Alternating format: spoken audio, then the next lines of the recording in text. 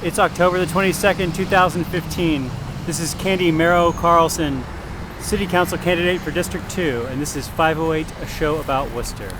Now, I'm Mike Benedetti. Today on the show, we're continuing our series, maybe we're finishing up our series, interviewing City Council challengers and asking them questions about the issues. Usually it's a little bit crazy to ask people about the issues because these City Council races in the past are usually not about issues. This year there's a lot of issues out there, so it's kind of exciting to talk to people about the issues. And Brandon Melican can't be on the show today. We're here in front of Union Station, and I guess this is Columbus Circle. You get to hear the traffic while we're taping the show. Candy, thanks for being on this crazy program.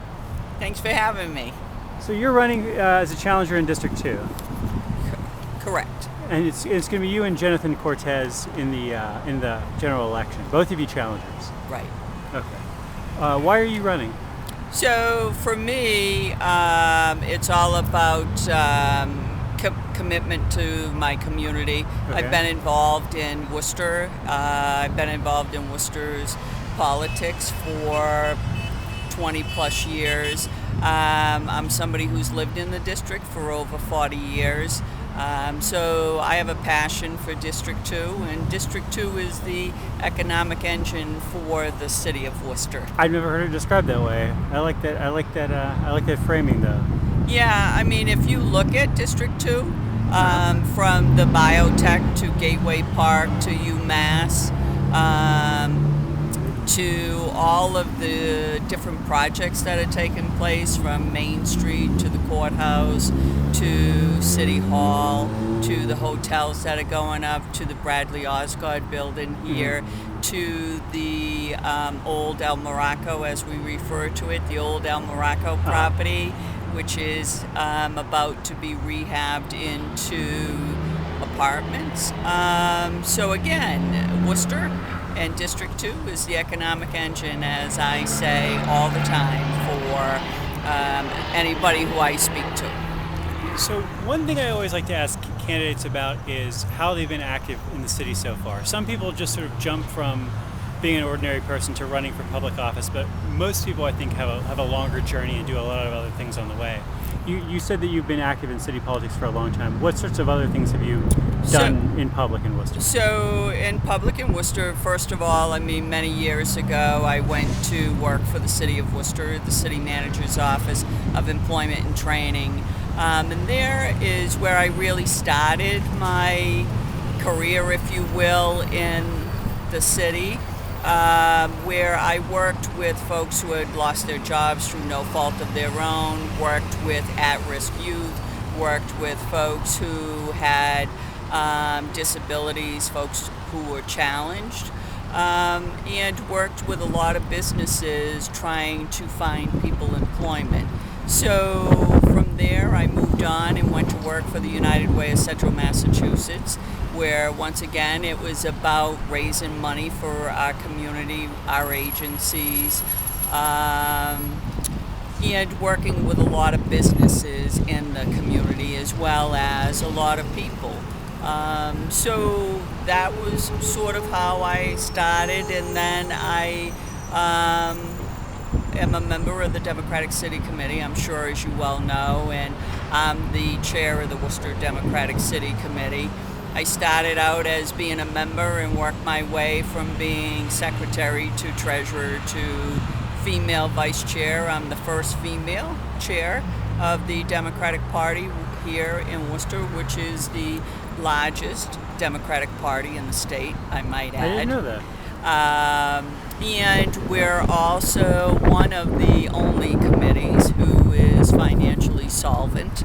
And I'm happy to say that that happened on my watch, as well as we are one of the most diverse committees. I'm happy to say on my watch is one of the things that I, made sure that we did and continue to do is work with everybody. So we have outreach to everybody in Worcester, and we've added a couple hundred folks to our committee. So our committee now looks like Worcester, as I say. Why this year? Why are you running this year? Well, it was an open seat, Okay. and 10 years ago, I ran for this seat. Right, I remember that. Lost by 100 votes. So this year here, Phil had made a decision not to seek re-election, and I thought that now was a good time for me. I have the time, and certainly have the energy to put into the race. Terrific. So the first issue that I've been asking people about is housing. And the way I've been phrasing it is just to say, is there enough housing in Worcester? And if there's not, what should the city council do about that? So we were just asked this question the other night at one of the debates, and in 2012 there was a study that was done for Worcester, and that was really in terms of affordable housing. Right. And it came back that we certainly are okay, and within, in fact, they use the number 10, we should be at 10%. We're at 13%. Okay. However, a lot changes, so should we look at doing another study to make sure that we're okay? And I think we need to do a lot more research and talk to those who that's what they do for a living. Okay. So the answer is we probably have enough housing, Yes. and that we probably should not do anything big right now. Correct. Okay, great. I haven't been paraphrasing people's answers. I should do that more often. The next question is, what should the city council's role be regarding the public schools? So I think that the city council should be more active in helping and supportive to the Worcester Public Schools and the school committee. For example, what we just experienced last year, at the end of last year, with all of the issues in the schools. Unfortunately, what happened was that, it's just all the negative that everybody shared with, the violence in the schools. So I think that we should have been much quicker to react in terms of, putting the police in the schools. There's, Okay. Shrewsbury's done that for years, and nobody's ever made a big deal about that. We wind up doing that, but unfortunately we didn't share that with the public. So we didn't put our parents at ease. We didn't put the rest of the community, the teachers, the kids at ease. As knocking in the district, I've knocked over 5,000 doors, and I can tell you firsthand, parents are generally concerned. They don't want to wake up and send their kid to a school that's not safe, or teachers don't want to get up in the morning and go to work where they don't feel safe. So I think that we as a city council should be helping the school committee and being much more proactive in that area. Okay. Where would the jobs come from that would keep more of our high school and college graduates in the city? So I'm not sure if a lot of folks have had the opportunity to go over and see all the startups, the incubator projects from WPI right over here on Prescott Street. I think that if we're much more helpful to the folks getting out of school and getting out of college, helping them to do those small startups, which is very, very interesting. All the different projects that they have going on over there. But I also think that we have to become, and we have done a lot of great work in terms of helping to keep the younger folks here coming out of college.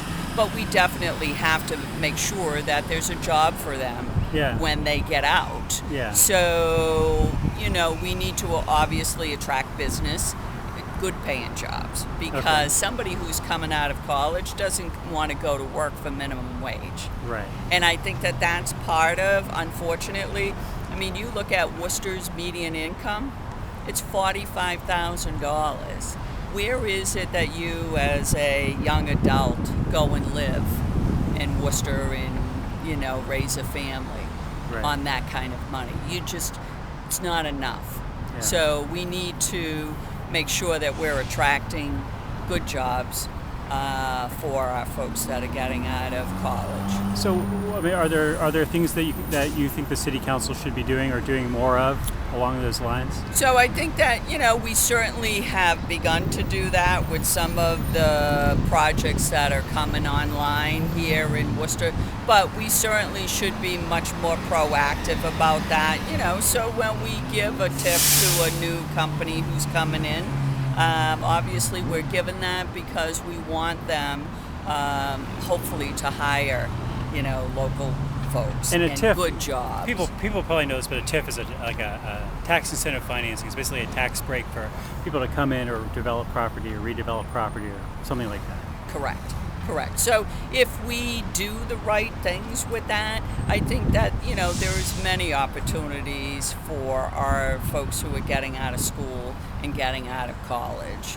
But I think that also with the startups, a lot of what WPI is doing, I think that those are things that really excite the younger generation. Yeah, absolutely. There's some cool things over there. There is.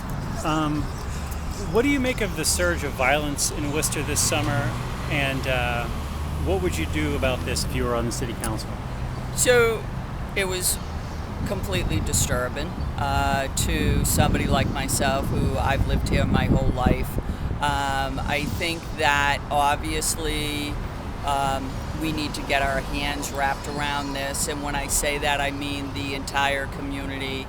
But I also believe that, like years back when I worked for the city of Worcester and worked with at-risk youth, we met with the gang task force back then. We met with the district attorney's office. We met with, the judges. Yeah. We met with the community leaders of all the youth agencies so that we knew what was happening, along with the chief of police, the superintendent of schools. And I think that unfortunately that wasn't happening for a while, and now we're doing that again. So I think that, knowledge is power. Yeah. Because then we know what they're doing. We know, where they're headed. And I think that we all need to work together, and we certainly need to make sure that, a city of our size, an urban city like we are, we need to make sure that our police department is staffed at all time, because our men and women, they've got a tough job to do as it is, and then when there's an uptick like that, it's tough for them. But the other piece of this that I think is key is our neighborhood associations. I call them associations. Some folks refer to them as crime watches.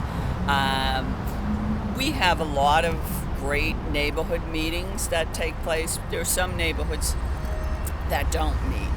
I think we need to do more of that, because what happens is people are shocked at how efficient those really are. So, for example, the folks up at Lincoln Street, the lower end of Lincoln Street, the Hollow Street, Lincoln Street Neighborhood Association, the Brown Square Neighborhood Association. So Brown Square has their own set of issues, while Lincoln Street has their set of issues. So the great part about this, though, is that the police go to these meetings, so they know what's going on. The neighbors know what's going on. The city of Worcester goes there. The city manager sends one of his guys to these meetings all the time, so he gets to know what's taking place. The code department is there, so they get to know what's taking place. Some of the agencies that are in Lincoln Street go to those meetings, so they know when things are not going well with their group homes that they have. Mm-hmm. The city knows when there's an uptick in violence, so they patrol those areas. Right. It's a great watchdog, if you will, for some of these neighborhoods. So are those neighborhood groups the kind of thing that the city council can foster, or is that something that people just have to do on their own without that kind of support? I think that the city council, the city councilors can do that. I think that, we should proactively be helping to create create those because they're a fabulous way to know what's going on in our city. How's the schools? The parents are there. I mean, do they have issues at the school? Is it that somebody's using a particular area as a dumping site? So code enforcement is there. They don't leave it there any longer. I mean, they're very efficient about, they get called, they come and pick it up. Which is amazing that, we used to have a major problem up on Franklin Street, that whole area where it's pretty much businesses and auto body shops and that type of thing. They used to dump there like it was the old Worcester dump. And finally, all of us got together with the city and talked about it. They went up there and they patrolled that area. Nobody dumps up there anymore. I actually have been pretty surprised at how, in my limited interaction with these sort of neighborhood groups, how effective that they've been. That people talk about, in this day and age, we don't even know our neighbors, or there's people in the block we don't even know, and it's an opportunity to sit down in a circle with those people and say, like, is that TV your TV? Like, where are all those mattresses coming from? And maybe somebody's like, we're just moving them from here to there, but somebody also could be like, I don't know where they're coming from, they're not mine, and it sort of gives people the permission to then deal with it, rather than wondering what's going on in my neighborhood. What is this? What is that? Right. So you're absolutely right, because as I was knocking doors, and a lot of folks don't know that there are these neighborhood associations. So they were thrilled to learn about them, some folks. So they've started to come to some of these meetings, and it's interesting because they're trying to figure out whose trash is that and whose property is that. So, for example, there's a piece of property that somebody owns that they haven't mowed the lawn or trimmed the bushes or done anything. So it's like this big, massive overgrowth, and now people were throwing trash in there. And somebody said, well, that's, Mrs. So-and-so, but she's been in the nursing home. So nobody knew that it's not her, and she can't possibly take care of the property because she's in the nursing home. So once the city got involved, they cleaned it up.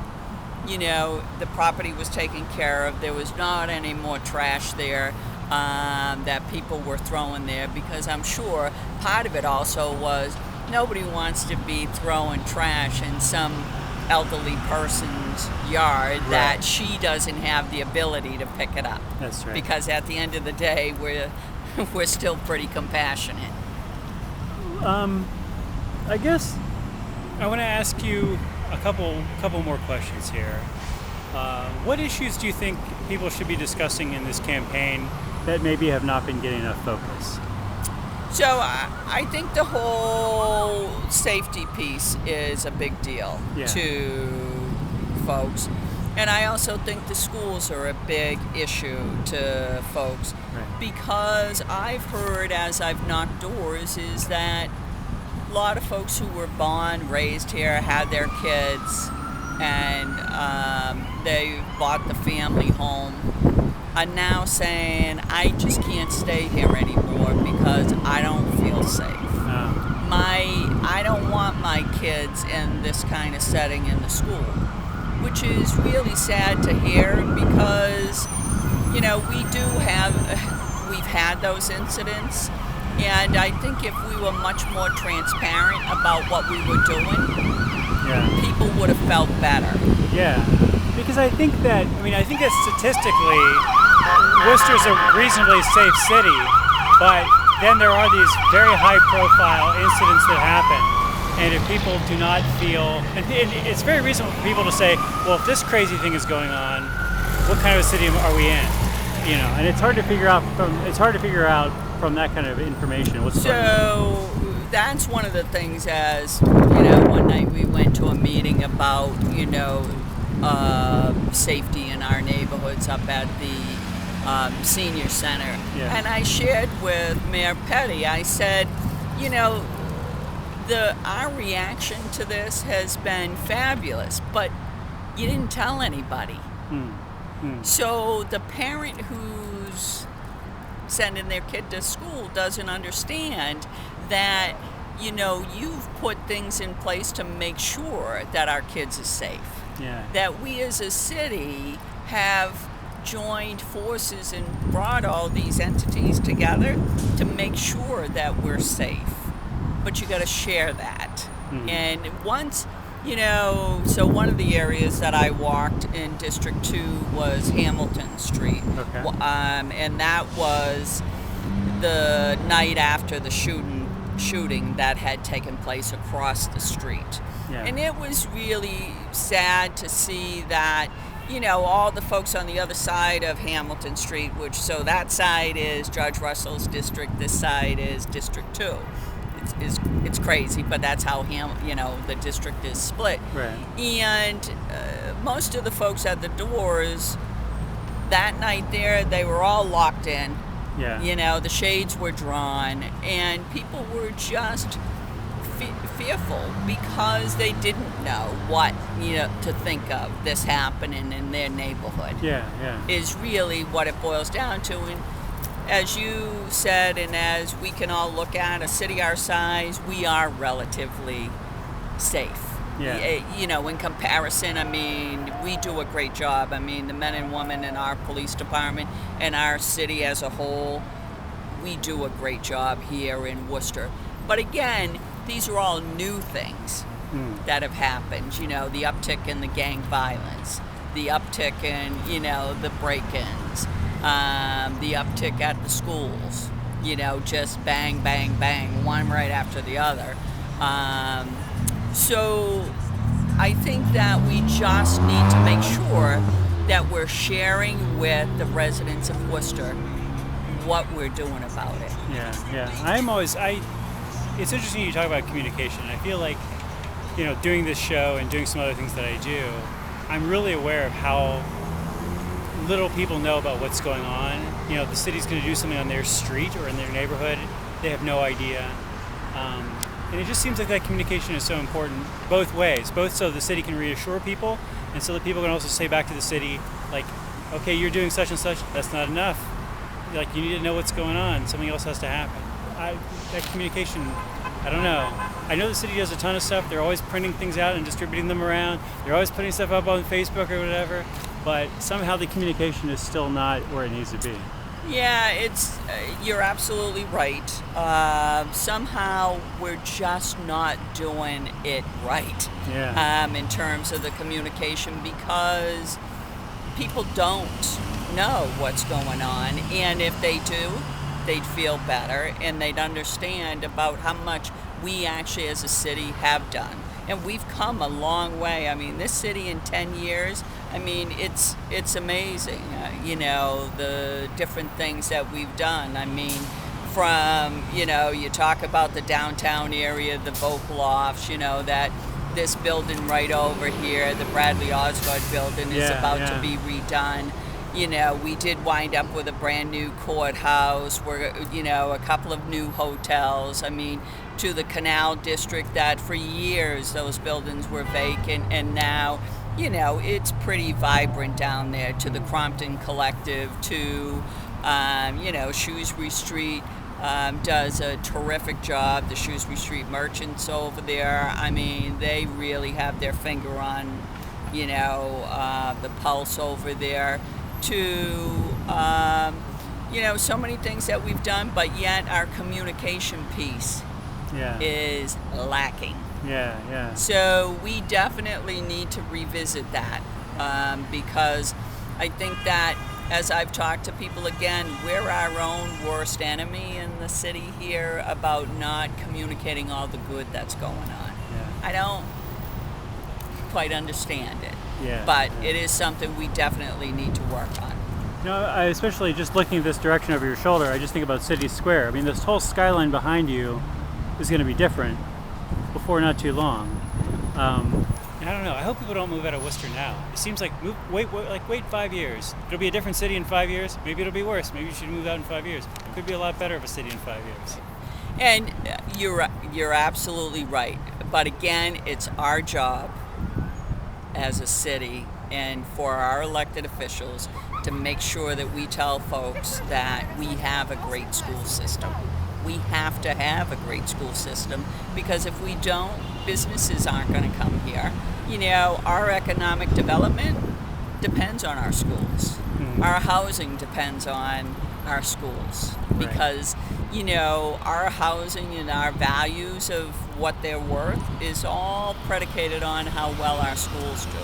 Our teachers, they want to do, they go to school to do the best job that they can, and they want to feel good about what they're doing, and they do a fabulous job, but yet we only talk about the bad stuff that's happened, not about the good stuff that's happened. How quickly folks forgot about, that the President of the United States of America comes to Worcester for Worcester Technical High School.